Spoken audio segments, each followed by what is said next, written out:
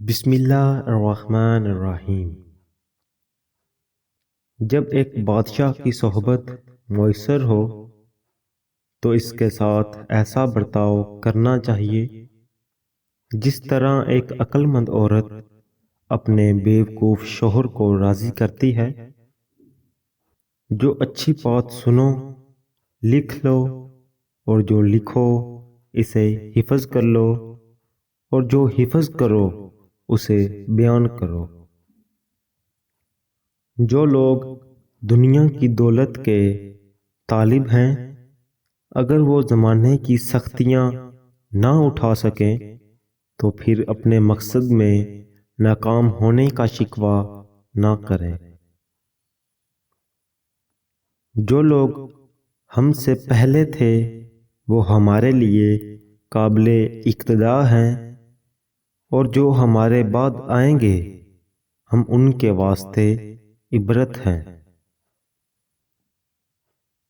میں نے ایسا کوئی شخص نہیں دیکھا کہ گفتگو کرنے سے پہلے جس کا خوف مجھ پر چھا گیا ہو، البتہ وہ شخص اگر خوش بیان ہے تو میرے دل میں وہی محبت ہوگی، ورنہ وہ میری نظروں سے گر جاتا ہے۔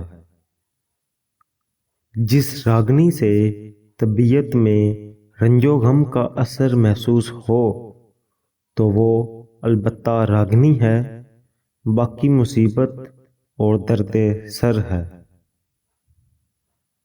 غلاموں کی بے ادبی اس کے مالک کے برداشت پر دلیل ہے۔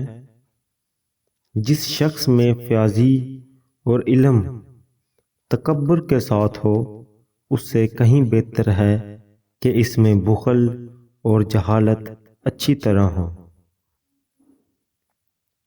دو بندوں کو کمر پر پتھر باندھ کر دریا میں غرق کر دینا چاہیے۔